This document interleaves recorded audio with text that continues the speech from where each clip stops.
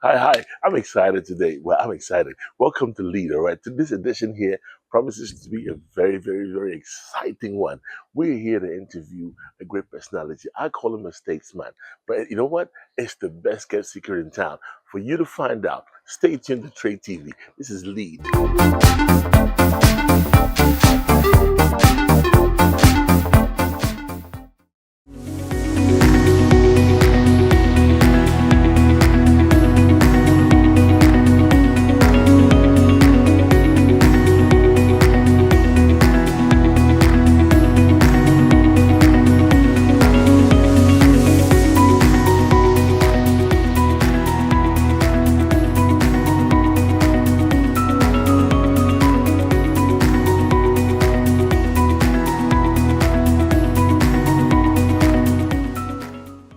Hi, and a very warm welcome to this edition of LEAD Lead Learn, Educate, Apply, and Develop. My name is Glenn. I'm also known as Heavydee. I'm your host, and I am very honored this day to have with me a very distinguished gentleman. I'll call him a statesman because he wears many hats.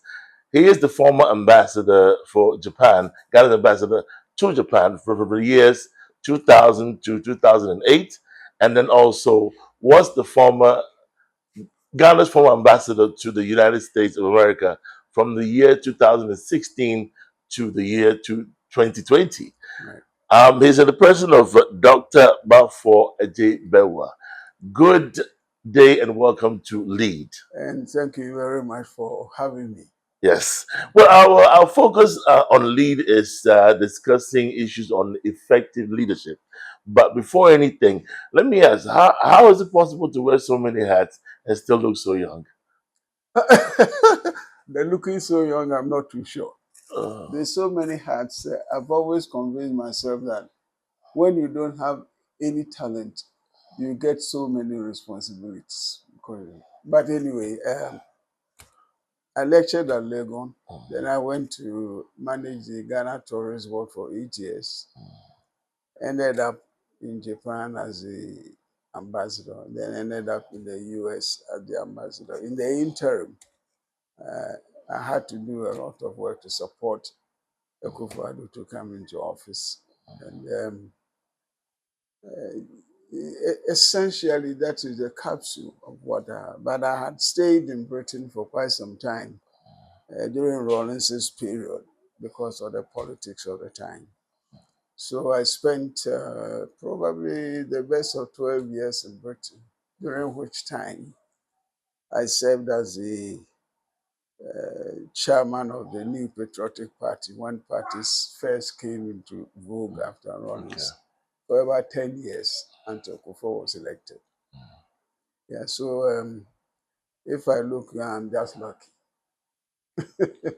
well, I mean, for all these years that you've been in politics, let me ask. You said you were a lecturer at the University of Ghana, in lecturing in what? I was in geography. Geography. Yeah, I was lecturing in geography, and then I was also a research fellow at the Institute of African Studies. Okay. So I was wearing two hats At that time too. So how does politics connect with the geography? In fact, as for politics, I probably believe that I was born into it because my dad was a chief and an important one, as it were. So when the NLM, the National Liberation Movement, which was the Ashanti political apparatus, before independence, I used to sort of serve as a little boy in that wise. Okay, so serving under leadership. Yeah, because of my father's position and his involvement. And so it came naturally. Yeah, so it came naturally. I was born, I never, as it were, registered for a political organization per se. I was just born into it. Yeah. Wow. So it just happened that because of your background, you happened to understudy leadership naturally. Precisely. And then became a leader at the end of the day. Okay, well, our focus is on effective leadership. I know we'll get to effective leadership. I'm just starting more on a lighter note on the show Lead. Okay. And I kind of like got information also that you worked with the GBC for a while. Yes, I worked with the GBC for a while. Share that experience with us. It was originally it was a vacation job. Mm, So and when we finished the A levels, we got a permanent job, as it were, before we sort of settled on what we were going to do.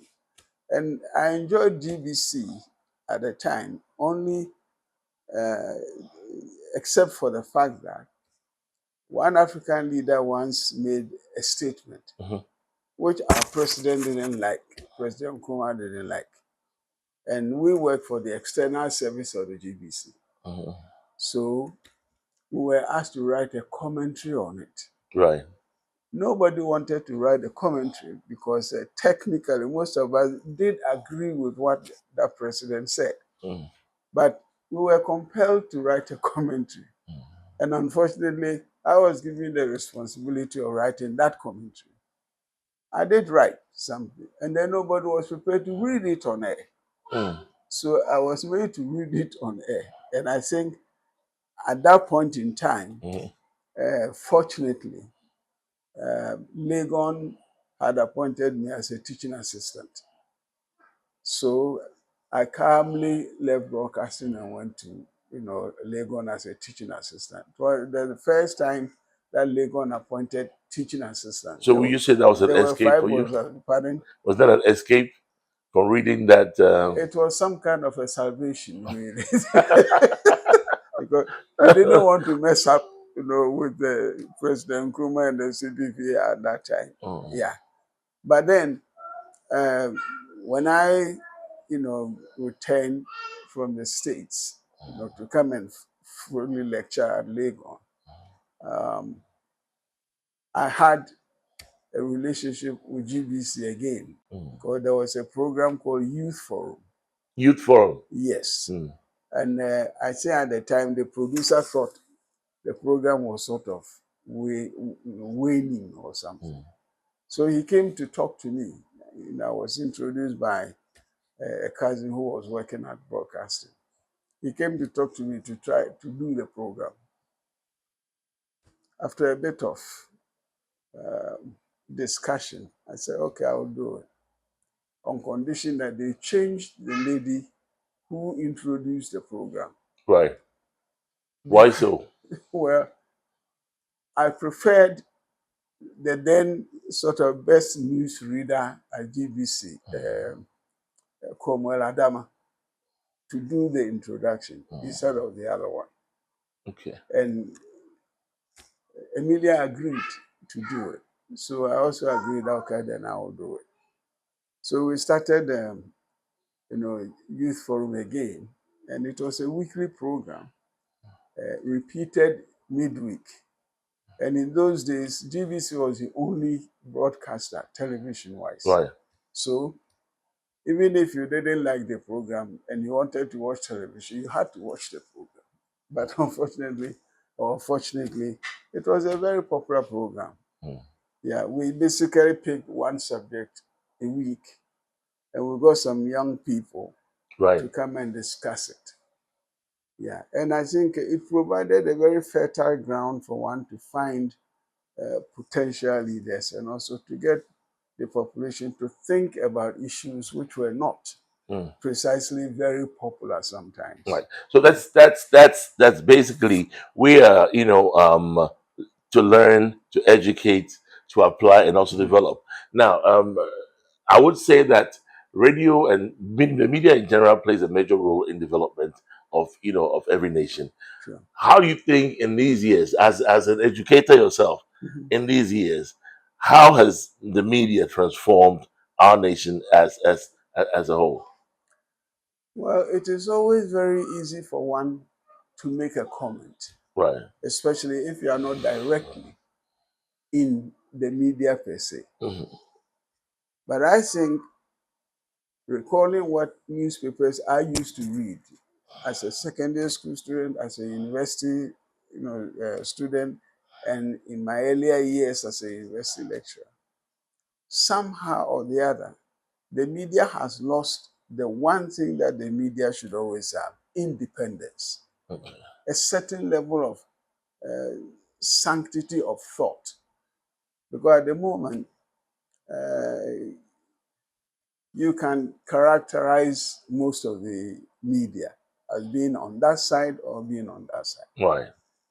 And because of Would that, you say subjective?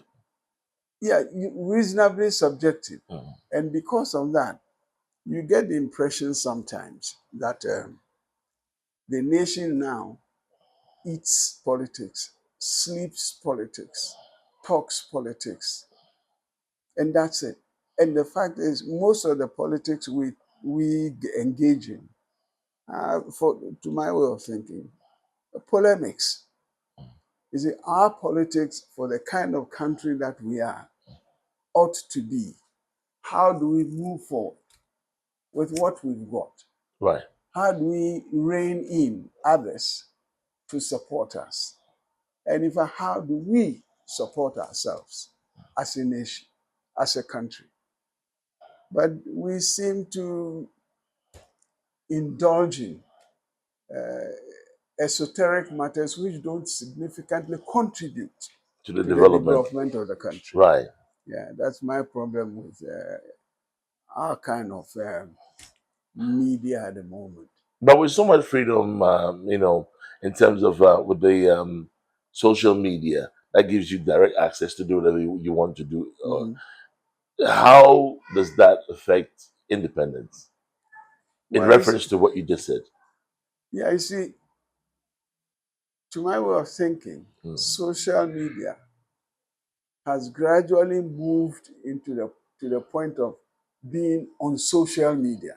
Mm. You know, you Interesting. do have too much unjustifiable and unnecessary confrontation. Right. You do have too much nitpicking. There is nothing wrong with criticizing somebody or making a suggestion Hmm. or what have you. Right. But there is something unfortunately wrong with where some people have made it their profession. Yeah, the media now makes you believe in you are either with the Lord or you are without Him. Mm. And I don't think that is the best service the media could give to a country like this. Because, one, we are a small country. We seem to revel in the thought that people say that we are a developing country. After more than 60 years, we cannot be a developing country. That's where I was going to come to in Yes, we my ought next to have question. gone past developing Mm. a long time ago. But we are still there. And in fact, to a certain extent, if you want to be practical about it, we are even below developing. So the media ought to be able to galvanize the readership so that the readership, where you would have some of the people who have the potential to lead, could get up and tell ourselves that, look, we have to, Mm. move forward. Mm. And the suggestion is that this is how we do it. And then the rest of us could contribute. See, I have the agony of leaving the States when I graduated. And I had two job offers, on hand. One of them was very cushy. But I turned it down. And my academic advisor said, how? This is and I said, well, when I was leaving home, the Ghana I left, I believe, was going to be better than the States. So I want to be there when it happens. Mm. So I left the States and came home. Mm. You're watching Trade TV. The program is Lead, here talking about effective leadership. My guest, Dr. Barfour Adjei-Barwuah. And we'll be right back after this break.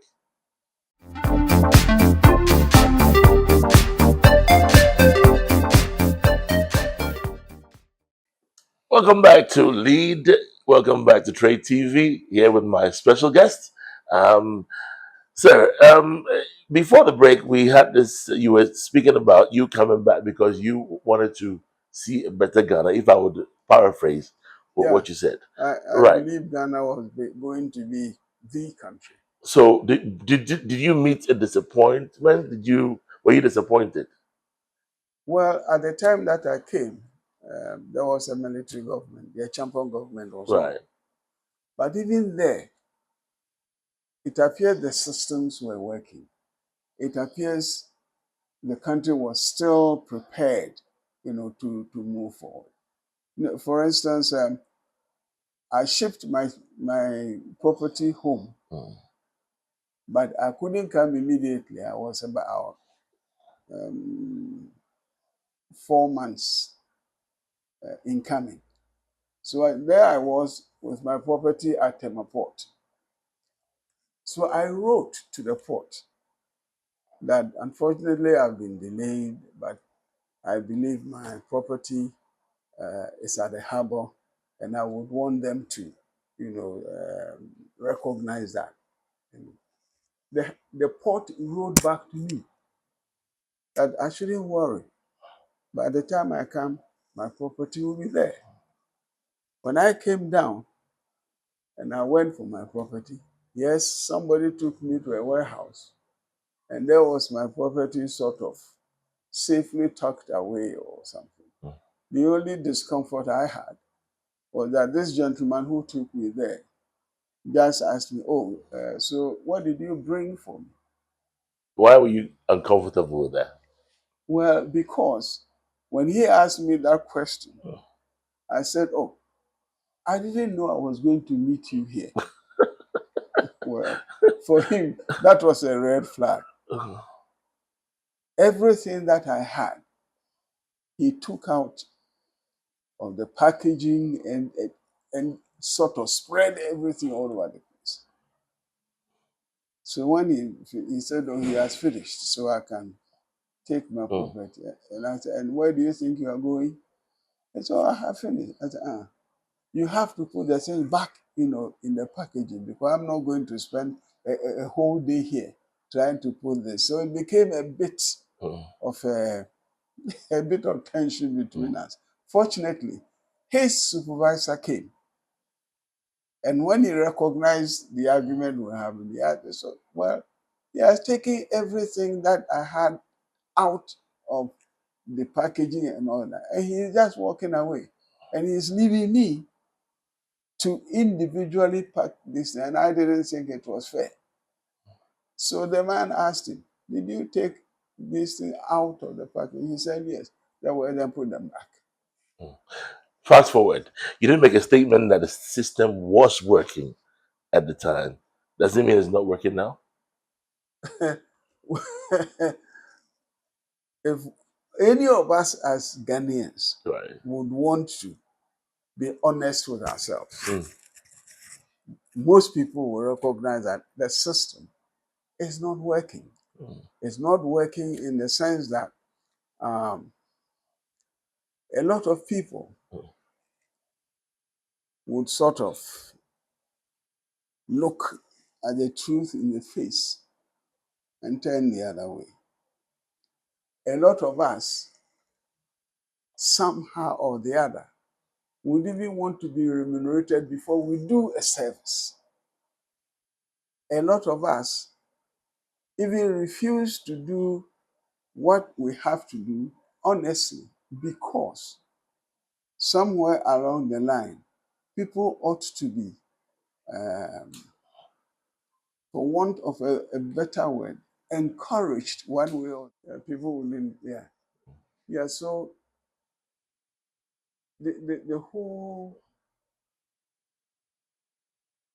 as it were, philosophy of honesty Mm. is gone.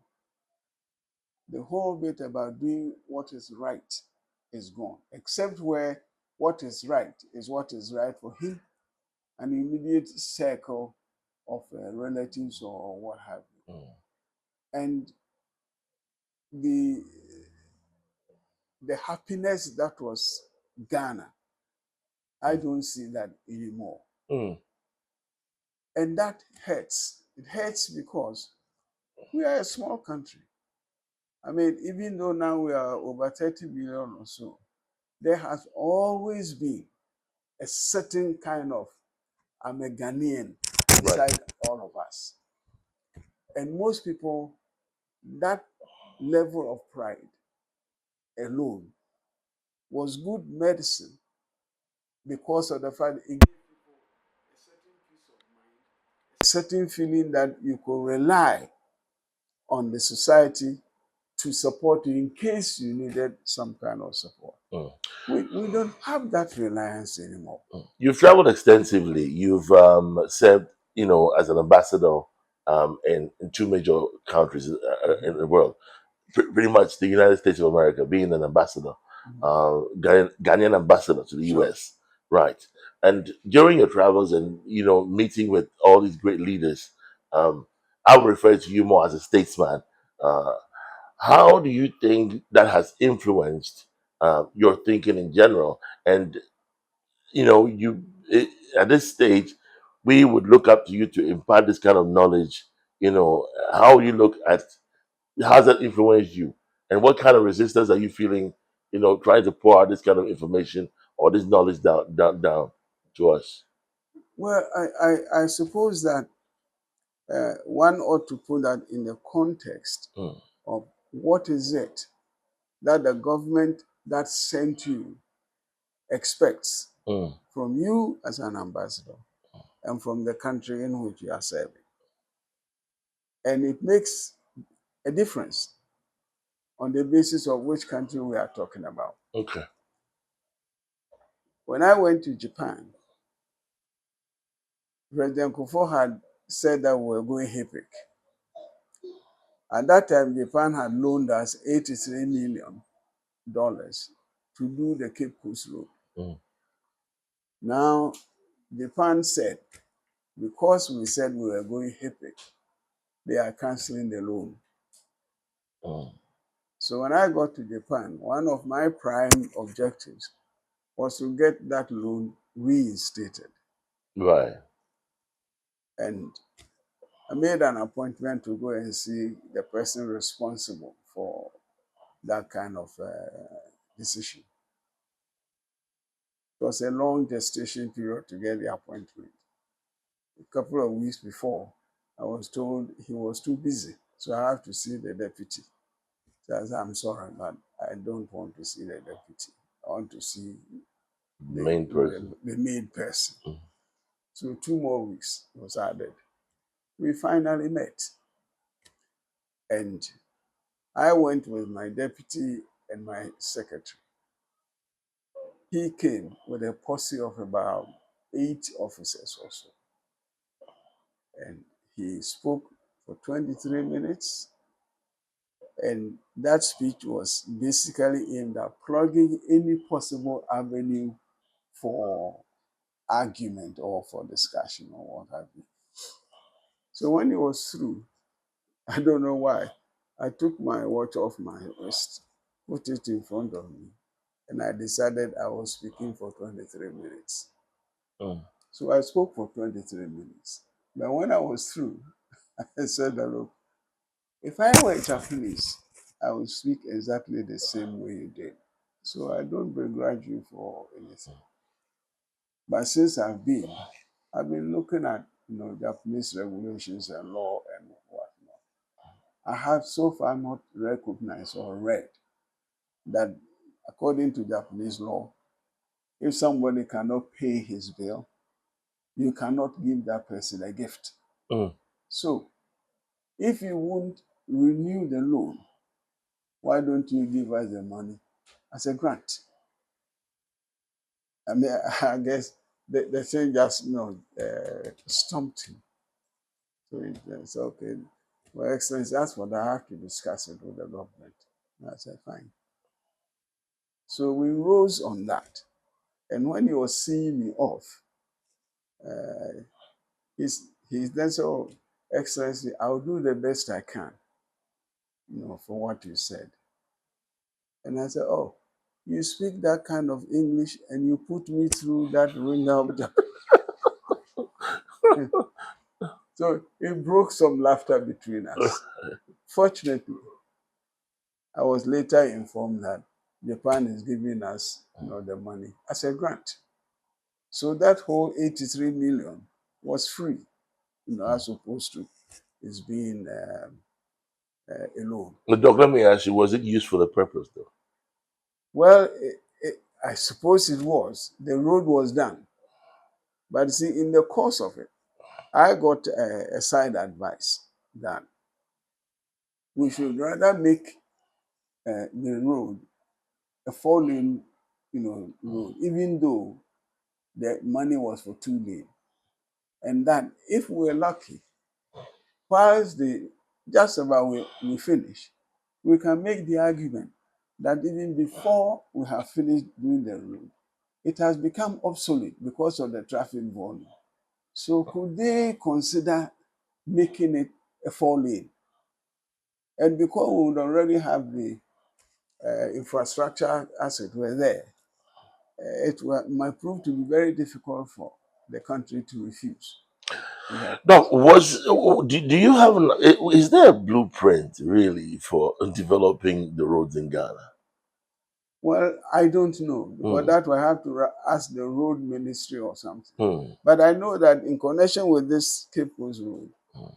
the contractor, who was a Japanese, I used to go and visit every time I came into town. And this one day he told me that the Ghanaian engineers don't have too much knowledge about modern road construction. So they are having a difficulty supervising them. So I asked them, well, would you be prepared to have us, to have you sponsor a few Ghanaian engineers to go to Japan to familiarize themselves for a few months? And I said, I think it can be done. So immediately from the site, I went to the ministry. Fortunately for me, the minister was in a meeting with his engineers from Highway Authority and so. So I said, well, this is a report that I have from the site. And the minister told me, oh, you heard what the ambassador said. As far as I'm concerned, that was the only action that was taken. But the focus is not actually on road construction, and I can't hold you, accountable for anything of that nature. Sure. But it's about effective leadership, per se. That Yeah. also, has to do with disbursements and how effectively we're able to put things into motion in the right direction, Mm-hmm. as it were. And that's why I'm asking, these questions pertaining to if it was actually used for that particular purpose, since you negotiated for that grant in a way. Yeah, I believe that in the scheme of things, Mm, once you have managed to get the what have you, mm, the responsibility is no longer with you. mm. What the money is used for and all that is not. But sir, doesn't that affect your credibility in a way, in the eyes of somebody who may be a bit, quote unquote, myopic? Well, it certainly would be. But the thing is, within the rules and in the scheme of things, the ambassador is not the one who, as it were, Mm. supervises anything. The road And if construction. for one, I used to go to the site only because I needed to have some idea of where we are, how it's going, so that if I went into Tokyo and somebody is in conversation with me and wanted to know about the road, I can also, oh, actually, I haven't been there. I can't. I just need to have some kind of presence Mm, in terms of facts mm. and maybe, if you are lucky, figures to show that we didn't take the money to go and purchase, what have you with it, and then we are using it to do the road. Mm. Well, fast forward, that's only limited to road construction, Mm-hmm. but you did make mention of the fact that they said that the Ghanaian engineers, I don't want to misquote you, Mm-hmm. where they were not familiar or with the modern way of constructing roads, or Yeah, they it were was. not qualified, or they were not Yeah. trained, or Mhm. which exact word did you use? I don't want to Well, paraphrase. they say it was the Japanese manager of the construction Okay. who said that he thought the Ghanaian engineers were not very conversant with modern construction Right. of Okay. roads. Now, I'm going to take it from that Sure. road into general, Yeah. the school system. Hmm. We go to school, okay, and then we go to study to learn how to do certain things.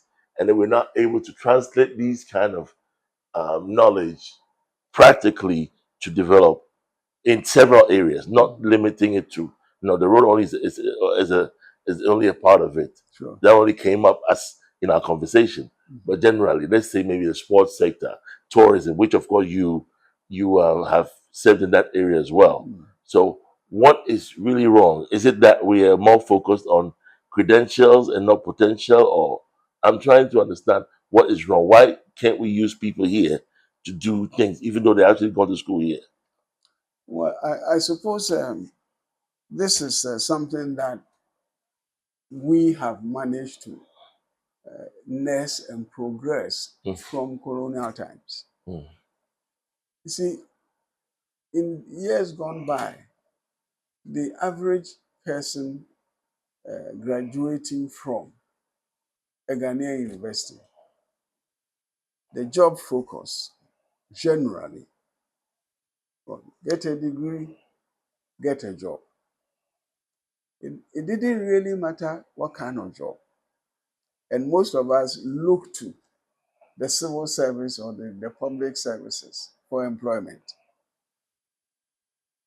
It is the application that was the matter. mm, So if we did not do the distribution right in terms of um, you ought to be able to do something about social welfare because of whatever, or you ought to be able to do this or do that.